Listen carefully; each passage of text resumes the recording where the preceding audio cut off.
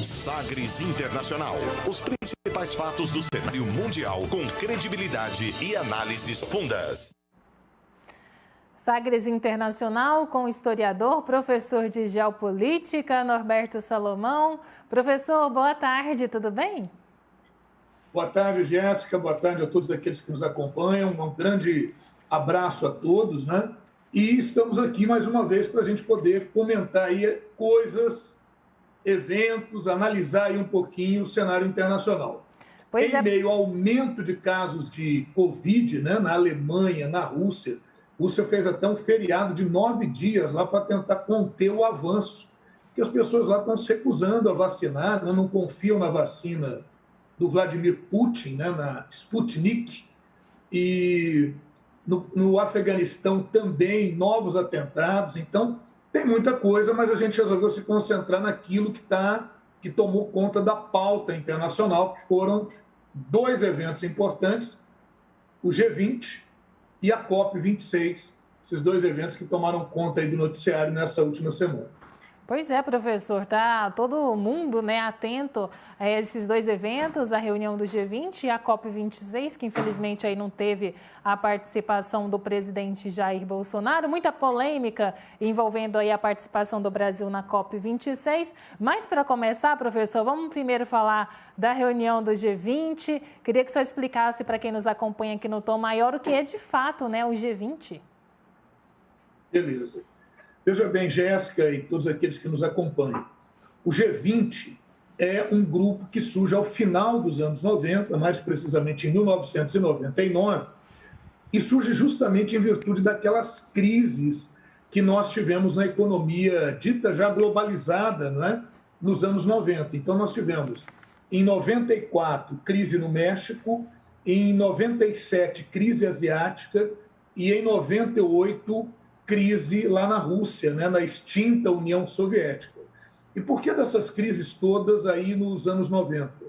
É bom lembrar que os anos 80 ficaram conhecidos como a década perdida, principalmente em virtude dos efeitos da crise do petróleo. Isso aumentou os custos internacionais de produção, e nos Estados Unidos, que foi profundamente afetado também, a política foi a do Fed, do Banco Central norte-americano, estadunidense, de elevar as taxas de juros. Então, com essa elevação das taxas de juros, isso aumentou as taxas internacionais de juros, e muitos países que estavam em franco desenvolvimento, graças a um processo no final dos anos 80, início dos anos 90, de facilidade de créditos. O que significa isso? De facilidade de conseguir empréstimos com juros interessantes. Agora, o problema é que são juros pré-fixados. Como é que é o juro pré-fixado? Você toma um empréstimo hoje com uma taxa básica de juros bem baixa, e aí quando chegar o momento de você pagar essa dívida terá que ser paga com a taxa de juros do dia, se ela for mais alta do que a taxa básica que você contratou. Se for mais baixo do que a taxa básica que você contratou, você paga a taxa básica de juros. Quer dizer, você vai no risco de que o cenário internacional não sofra tantas oscilações. A ideia era essa. Só que aí nós tivemos a primeira crise do petróleo em 73, que vai afetar profundamente ali os anos 80, depois uma segunda crise do petróleo entre os anos 70 e 80, tendo em vista o conflito Irã-Iraque, primeiro a Revolução Xiita no Irã, que derruba do poder no Irã a família Pahlavi, que era aliada dos Estados Unidos. Então já é um choque profundo. E depois a guerra entre o Irã e o Iraque, 2 grandes produtores de petróleo, entre 80 até 88, e isso abala profundamente os custos internacionais de produção com a alta de petróleo. Só para você ter uma ideia, viu, Jéssica? O barril de petróleo em 72, 73, ele girava em torno de $8 o barril de petróleo. Hoje o barril de petróleo gira em torno de 86 a 90 dólares o barril. Então, quer dizer, os custos de produção, eles foram sendo gradativamente elevados. Só que aí, para tentar dar uma dinâmica à economia, houve uma liberação de créditos no final dos anos 80 e início dos anos 90. Isso acabou gerando fortes investimentos, principalmente no setor imobiliário. tanto na Ásia, quanto na Rússia, quanto nos Estados Unidos. Só que aí nós vamos ter o que nós chamamos de subprime, né? A crise do subprime. Nossa, professor, falando difícil, hein? O que é subprime, afinal de contas? Pessoal, quem é brasileiro e tem certa idade, lembra da gente a Caixa Econômica penhorar uma joia, penhorar um bem, né? Deixar o bem sob hipoteca, na qual você pega o dinheiro e a garantia ao próprio bem hipotecado. Então, subprime é um empréstimo que é feito, que a gente chama de empréstimo de segunda linha, porque quem está tomando o dinheiro emprestado não tem garantias para dar. A garantia vai ser o próprio bem que ele está financiando. Bom, isso gera títulos no mercado, muitos desses títulos chamados também de títulos podre, e quando a gente teve esses choques na economia em função do aumento do preço do petróleo, em função da política dos Estados Unidos para tentar controlar a economia e a inflação, com o aumento das taxas de juros, isso foi tendo repercussão internacional. Então, nós tivemos em 94 a crise no México, nós tivemos em 97 a crise asiática e nós tivemos em 98 a crise russa. E olha, Jéssica, teve até, apelidaram, né, essas crises. Por exemplo, a crise no México foi chamada de efeito tequila, fazendo uma referência à ressaca da bebida alcoólica, com a ressaca econômica de crédito fácil, e depois um recuo muito grande nesse sentido e uma queda do crescimento, um processo recessivo. Depois nós tivemos, na Rússia, em 98, chamaram de efeito Orlov, né? Lembrando a vodka, né? E falaram que no Brasil haveria o mesmo processo. Falaram aqui de um fenômeno Orlov no Brasil, porque era a marca de uma vodka aqui, cuja propaganda dizia "Eu sou você amanhã".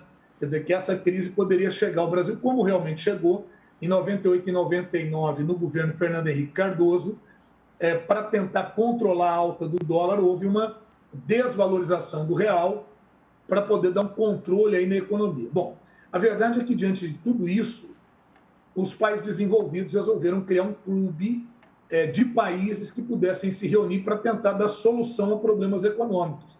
Então, assim, em 1999, nasce o G20. Só para colocar aqui, eu vou dar uma olhadinha, porque são muitos países.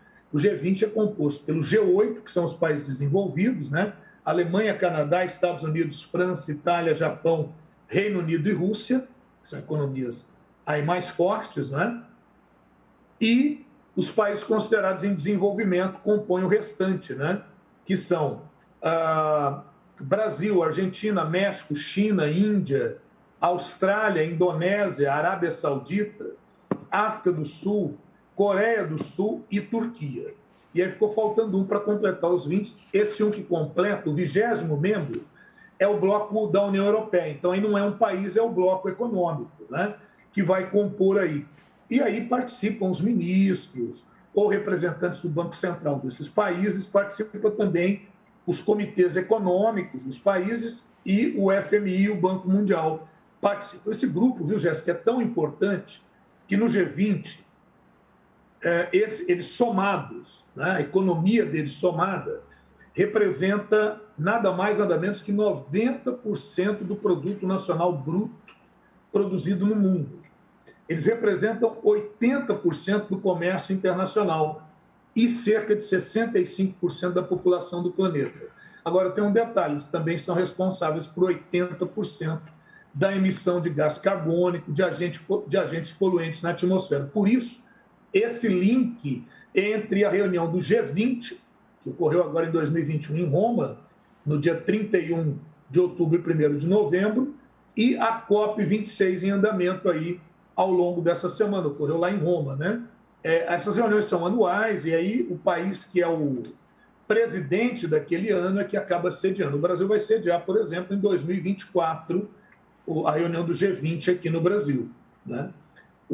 É importante dizer que os presidentes da China e da Rússia não estiveram presentes nessa reunião, enviaram representantes e tal, mas eles não estiveram presentes, o que deu assim um certo desânimo, porque são dois importantes poluidores e o G20 já tinha ali essa ideia de fazer pelo menos um pré-compromisso para a COP26, que é a 26ª reunião do meio ambiente da ONU. Viu, Jéssica? Pois é, professor, nessa reunião do G20 desse ano, né, quais foram os temas discutidos? Essa questão ambiental é o que mais está preocupando os líderes mundiais? É o seguinte, né, Jéssica? Você sabe que com essa questão da globalização, nós temos um capital transnacional volátil.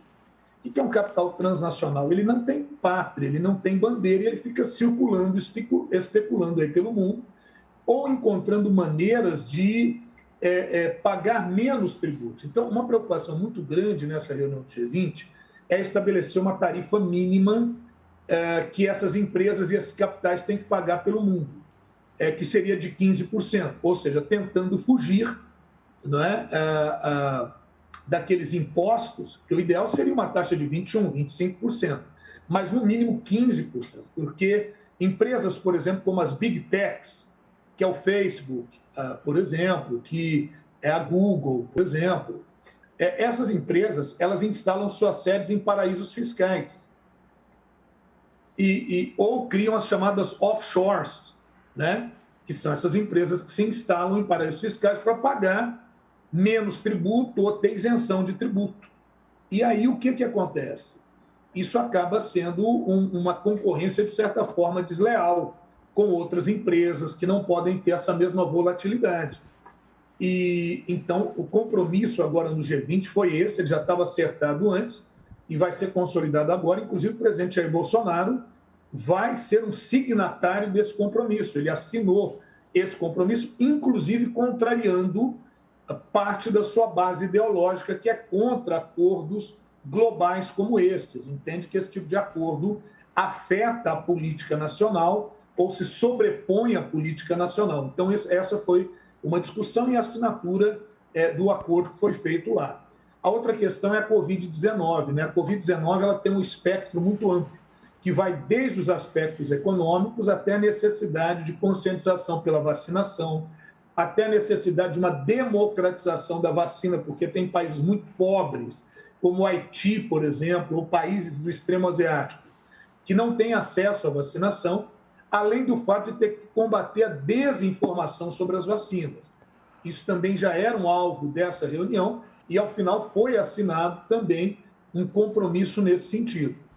E, finalmente, a questão ambiental. Essa pegando muito forte, até porque os países do G20 correspondem a 80% da emissão de gases poluentes na atmosfera, e isso é um problema, são os maiores poluidores. Então, ficou se aguardando o seguinte: vai haver um pacto mais concreto nesse sentido? Isso é que a gente ficou esperando. O compromisso, na verdade, que eles fizeram reafirma aquela questão de reduzir emissões até 2030 e até 2050 eliminar definitivamente as emissões de gases poluidores na atmosfera. É uma proposta muito ambiciosa. Alguns países, como o Reino Unido, avançaram muito nesse sentido, mas outros países, como a Rússia, a China e o próprio Brasil, estão caminhando aí a passos lentos, viu, Jéssica? Então, essas três pautas, viu? Uma tributação internacional mais coesa, mais uniforme, os desafios da pandemia e a questão ambiental foram, sem dúvida nenhuma, as pautas fundamentais do G20, desse encontro do G20 que ocorreu no último final de semana aí em Roma.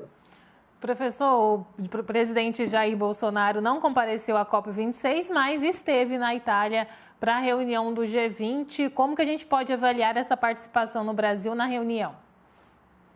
É o seguinte, né, Jéssica? Vamos lembrar, o presidente Jair Bolsonaro não esteve no G20, na COP26, esteve no G20, não esteve na COP26, mas o Brasil esteve lá com o ministro Leite, o ministro do Meio Ambiente, com propostas bem ousadas. Eu vou até comentar isso um pouquinho mais quando a gente estiver falando mais especificamente da COP26. Agora, falando do G20, né, que é esse encontro. O G20 é o G20 financeiro. A gente tem um outro G20, que é o G20 dos países em desenvolvimento, que tem desafios como a questão agrícola e tal, que é uma outra história. Esse é o G20 financeiro, é o G20ão, como a gente poderia chamar assim, né?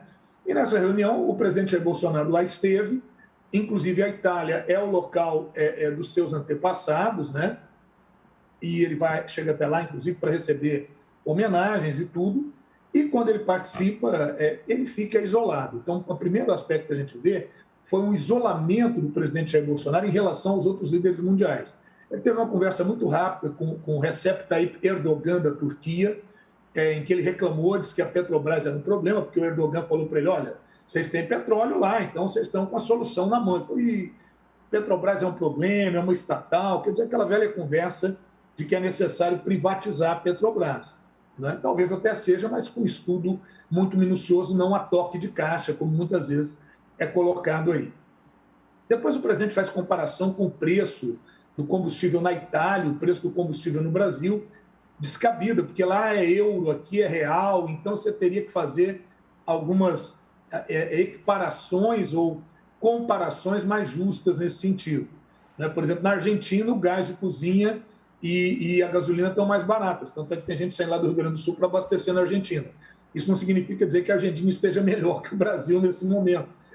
Não adianta querer fazer esse tipo de comparação, porque há outros aspectos a serem avaliados. No geral, Jéssica, o presidente participa contrariando muitas vezes o seu discurso. Ele vai assinar documentos que vão na contramão daquilo que tem sido a sua prática, o seu discurso, nas suas lives constantes ou no encontro com apoiadores lá no cercadinho, né? Por exemplo, o G20 terminou com a assinatura de um documento formal colocando o seguinte, o compromisso é não divulgar desinformações sobre as vacinas. Então, Bolsonaro assinou isso, não bate. Recentemente, o presidente falou que, apontando inclusive um tabloide lá em inglês, conhecido por passar fake news, correlacionando a vacina com a possibilidade de se contrair HIV. Então, ele assina um documento que não bate com o que tem sido a prática, o problema. Nesse documento também se compromete a defender o meio ambiente e proteger o direito de indígenas e de mulheres. A gente sabe que a questão indígena no Brasil é preocupante, tem havido confrontos constantes entre garimpeiros e grileiros de terras com índios. O governo brasileiro tem pressionado para se estabelecer um marco de terras indígenas. Os indígenas têm que provar onde é que eles estavam em 1988. Então, a questão tratar... Isso pode ser até válido, mas não tratar de uma forma tão genérica. Isso teria que ser visto caso a caso. O próprio presidente já falou em oportunidades que os norte-americanos é que fizeram certo, que eliminaram grande parte dos indígenas no século XIX lá na marcha para o oeste. Então, não bate, né? Mas ele assina. Então, fez lá o papel diplomático dele. E a questão da defesa das mulheres, a questão do feminicídio, a questão de ações mais assertivas na violência contra a mulher, também precisa ser colocado mais em prática aqui no Brasil, né? Bom, depois disso ele recebe uma honraria lá na cidade, no município do norte da Itália, de Anguillara Veneto, que é a terra dos avós, dos ancestrais do Bolsonaro. Lá ele vai ser homenageado, mas sempre com aquela questão, né? Tem tanto manifestações apoiando o presidente como manifestações contrárias. Houve, inclusive, e-mail, quando ele quis dar uma volta ali por Roma, né? Para criar imagens, né? Porque o pessoal estava reclamando que não estava tendo imagens da visita do presidente em Roma, porque ele realmente ficou isolado. Então ele resolve sair pelo fundo do hotel lá para fazer uma caminhada com apoiadores locais, só que a imprensa fica sabendo e vai até o presidente e vão fazer perguntas. Por que ele não vai participar da COP26 e tudo? E a resposta dele foi com ofensas. Os seguranças do presidente agrediram jornalistas, né? E isso criou um clima também que não foi muito interessante. E o outro aspecto curioso aí nessa visita é que, enquanto estava rolando a COP26, a qual você disse muito bem, né, Jéssica? O presidente não compareceu, nós tivemos aí o presidente sendo ciceroneado pelo Matteo Salvini, que é da extrema-direita lá na Itália. Isso gerou críticas também ao Salvini. Então, ele tentou fazer o papel, mas muito isolado, um papel muito tímido do Brasil nessa reunião, se restringiu apenas a assinar um documento pro forma, que a gente não sabe se vai...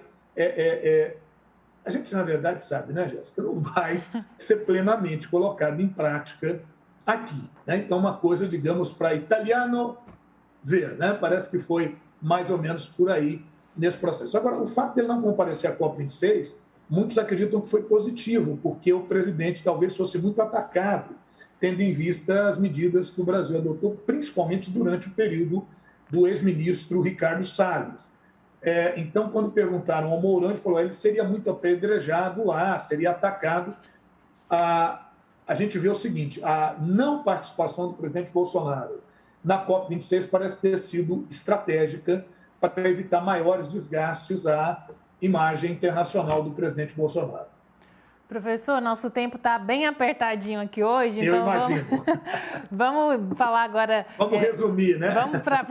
Vamos falar agora também mais da COP26, né? A gente sabe que muitos ali analistas que participaram lá da reunião entenderam que essa reunião do G20 não apresentou, assim, de fato, um avanço na discussão a respeito do tema ambiental. Isso, professor, tem afetado também as discussões e também o desempenho que é esperado para a COP26? Né, Jéssica? Essa COP26 ela foi um tanto quanto tímida, porque o que acontece? Ela vem para que se possa afirmar aqueles compromissos do Tratado em Paris, em 2015, de reduções até 2030, de evitar que o planeta atinja 2 graus até 2030, o que seria catastrófico, já tem sido. Muitos países que são ilhas, né, estão muito preocupados, reclamaram lá porque está havendo a elevação das águas dos mares e oceanos e eles estão sofrendo diretamente o impacto já agora, não precisa esperar 2030, nem 2050. Pois é, o nosso ministro aqui do Meio Ambiente faz propostas de reduzir essas emissões, de preservar, e vai dizer que está preservando a Amazônia. Só que o que acontece? Desde o governo Dilma, nós tivemos as chamadas pedaladas climáticas. O governo brasileiro adotou parâmetros nacionais em confrontação com os parâmetros do Acordo de Paris. Então, na verdade, acabou jogando para menos as metas, dizendo que as estava cumprindo. São as chamadas pedaladas climáticas ou ambientais. Então, o Brasil tem sido acusado com razão de realizar isso, né? Há até processos internacionais contra o Brasil nesse sentido. E aí, Jéssica, eu sei que como o nosso tempo é curto, eu já vou emendar aqui. Além disso, nessa COP26, então, se restringiram a esses compromissos. A representante da China vai estar presente, a representante da Rússia vai estar presente, mas os chefes de governo estarão lá. Então, isso enfraquece um pouco esse compromisso, apesar dele existir. E também nessa reunião, é interessante a gente falar que, em meio a essa reunião, o representante, o coordenador do Fórum Brasileiro de Mudança do Clima, que foi nomeado pelo Ricardo Salles, ele se demite em meio à reunião, dizendo que ele não encontrou as condições adequadas para estabelecer essas metas. Ele reclama do próprio governo brasileiro, ele reclama que não teve o apoio institucional para fazer um trabalho sério, e ele se demite, que é o Oswaldo dos Santos Lucon. Então, também isso pegou muito mal para a imagem do Brasil e para a possibilidade do Brasil cumprir essas promessas para 2030 e para 2050. Então, é bastante preocupante.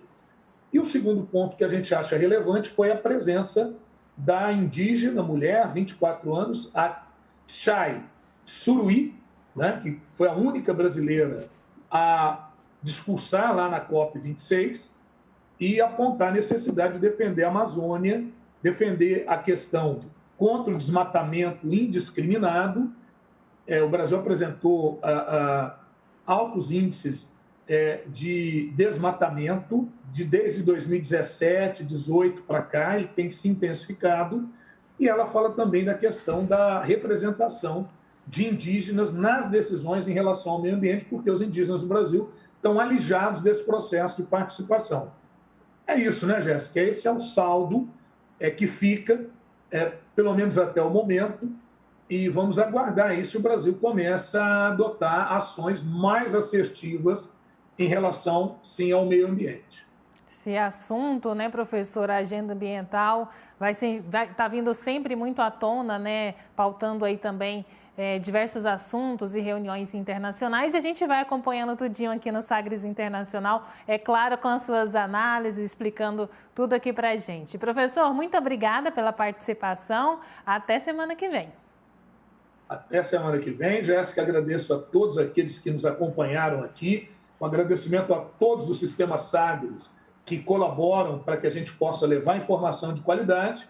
E fiquem ligados no nosso podcast Sagres Internacional, lá pelo Spotify, pelo Deezer, pelos tocadores todos aí, né, de podcast. Nos acompanhe lá. Um grande abraço a todos e até o nosso próximo encontro.